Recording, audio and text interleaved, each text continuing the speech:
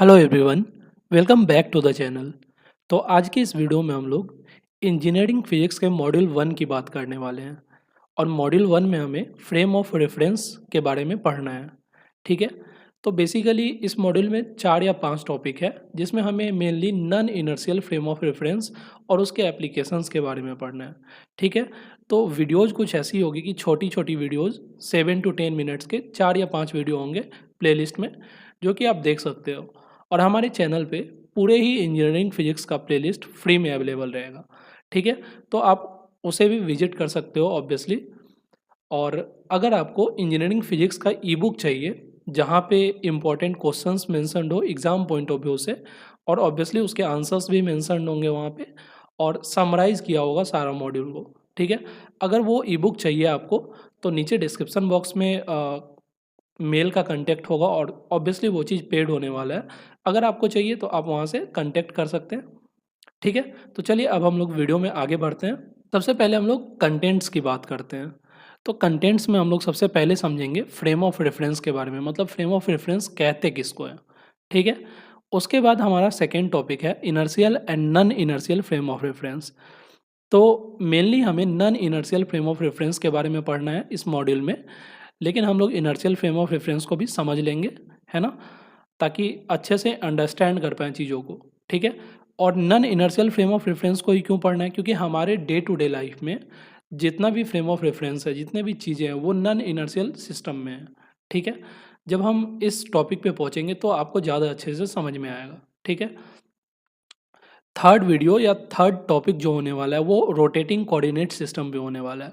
मतलब ये frame of reference rotating system में कैसे वर्क करता है इसके बारे में बात करेंगे। और इसी वीडियो में हम लोग सेंट्रीफ्यूगल एंड कोरियोलिस एक्सेलरेशन के इंट्रोडक्शन को समझ लेंगे। ठीक है, और फोर्थ वीडियो में हम लोग application of centrifugal and Coriolis acceleration देखेंगे। और इसका जो एप्लीकेशन होता है सेंट्रीफ्यूगल एंड कोरियोलिस एक्सेलरेशन का, ये वेदर सिस्टम में होता है कहीं ना कहीं। ठीक है, तो इसकी बात हम लोग लास्ट वीडियो में कर रहे होंगे। ठीक है, तो एक एक करके आप वीडियो को देख सकते हैं। वीडियो की लेंथ ज़्यादा नहीं रखूँगा मैं, बस सारा टॉपिक्स आपको अच्छे से क्लियर होना चाहिए। ठीक है, तो चलिए हम लोग बढ़ते हैं अपने पहले टॉपिक की तरफ जिसका नाम है frame of reference. Okay, frame of reference से क्या समझते हैं। A frame of reference is a coordinate system.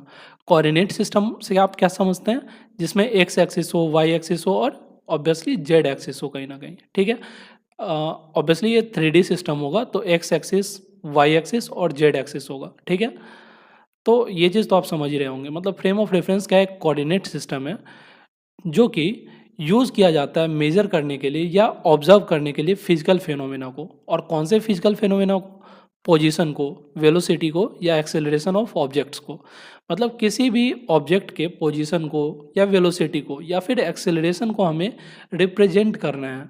कैसे रिप्रेजेंट करना है, ऑब्वियसली हम लोग न्यूमेरिक वैल्यू में करेंगे, है ना।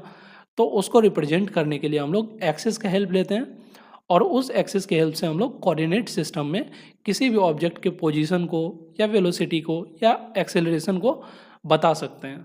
ठीक है, नेक्स्ट है it provides a point of view from which motion and forces are observed and described. मतलब कि फ्रेम ऑफ रेफरेंस जो होता है वो हमें पॉइंट ऑफ व्यू देता है। मतलब कि किसी भी चीज़ के मोशन को या उस पर कौन कौन सा फोर्स अप्लाई हो रहा है, किस डायरेक्शन में अप्लाई हो रहा है, इस चीज़ को समझने के लिए और मेजर करने के लिए हमें एक पॉइंट ऑफ व्यू देता है फ्रेम ऑफ रेफरेंस। ठीक है, फ्रेम ऑफ रेफरेंस में होता क्या है, अब frame of reference typically includes a set of axis.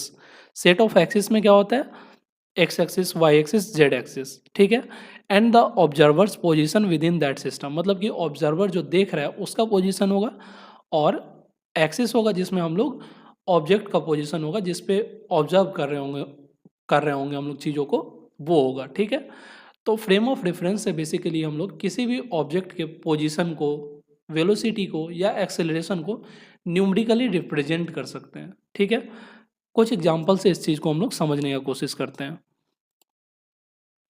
जैसे इस वीडियो में आप देख सकते हैं कि ये कार जो है वो आगे की तरफ एक्स एक्सिस में चल रही है। ठीक है, एक्स एक्सिस में चल रही है, और ये लेडी यहाँ पे खड़ी है।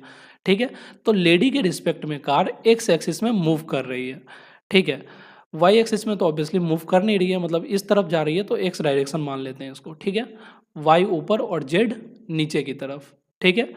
तो बेसिकली अभी कार कहाँ मूव कर रहा था, एक्स एक्सिस में आगे की तरफ, ठीक है। तो किसी भी ऑब्जेक्ट को हम लोग मोशन में कब बोलेंगे, जैसे मान लीजिए कि टाइम t1 पे किसी भी ऑब्जेक्ट का जो पोजीशन है वो 0 0 0 से क्या समझते हैं, ओरिजिन पे है, ठीक है। और टाइम t2 पे मान लीजिए 2 आई कैप, ऑब्वियसली यहाँ पे आई कैप जे कैप के कैप लगा सकते हैं आप, 2 आई कैप 0 जे कैप और 0 के कैप, है ना, ऐसे करके लिख लीजिए।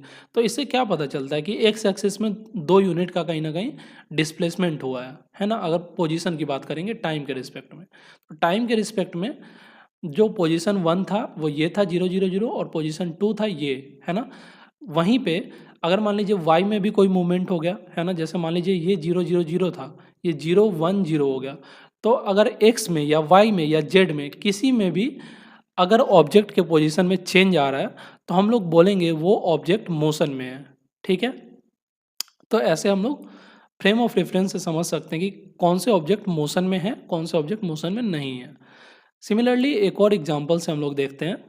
इस एग्जांपल में आप देख सकते हैं कि कुछ पर्सन ट्रेन के अंदर बैठे हैं और एक दो पर्सन ट्रेन से बाहर से जा रहे हैं, ठीक है। तो जो पर्सन बाहर से जा रहे हैं उनके रिस्पेक्ट में ट्रेन आगे की तरफ वाई एक्सिस में मूव कर रहा है, ठीक है। और ये पर्सन लोग भी ऑब्वियसली इधर की तरफ ही जा रहे हैं, वाई में ही जा रहे हैं ऑब्वियसली, है ना। और ट्रेन भी वाई में ही मूव कर रहा है, ठीक है। अच्छा, ये तो बात हुई कि ऑब्जर्वर और ट्रेन की, है ना, ऑब्जर्वर और ट्रेन की बात हुई। अगर यहीं पे हम लोग दो पर्सन जो कि ट्रेन के अंदर बैठे हैं, दो पर्सन P1 और P2 जो ट्रेन के अंदर बैठे हैं, तो with respect to person 1 P2 भी रेस्ट में होगा और with respect to person 2 P1 भी रेस्ट में होगा, क्योंकि दोनों ही ट्रेन के अंदर बैठे हैं। तो वो एक दूसरे को जब देख रहे होंगे तो उन्हें क्या लग रहा होगी, ऑब्वियसली वो दोनों रेस्ट में हैं। लेकिन वहीं पे एक पर्सन जो बाहर में अभी चल रहा था, इसको मान लीजिए पर्सन 3 मेंशन कर लीजिए आप, तो इस पर्सन के रिस्पेक्ट में पर्सन 1 और पर्सन 2 क्या हो रहा है, कहीं ना कहीं मूव कर रहा है। तो ये जो भी मोशन का कंसेप्ट है वो कहीं ना कहीं रिलेटिव है, ठीक है। तो फ्रेम ऑफ रेफरेंस हमें एक पॉइंट ऑफ व्यू देता है जिससे हम लोग किसी भी ऑब्जेक्ट के मोशन को या उसके वेलोसिटी को या एक्सेलरेशन को डिस्क्राइब कर सकते हैं। कैसे, अब मान लीजिए ये पर्सन चल रहा था, अभी दोनों पर्सन यहाँ पे चल रहा था, ठीक है। तो ट्रेन तो पहले रेस्ट में था, तो ट्रेन का वेलोसिटी में चेंज हुआ कि नहीं हुआ, जरूर हुआ। एक्सेलरेशन में चेंज हुआ कि नहीं हुआ, जरूर हुआ। तो यहाँ से हम लोग बता सकते हैं फ्रेम ऑफ रेफरेंस के हेल्प से कि ऑब्जेक्ट के पोजीशन में, वेलोसिटी में, एक्सेलरेशन में चेंज हुआ।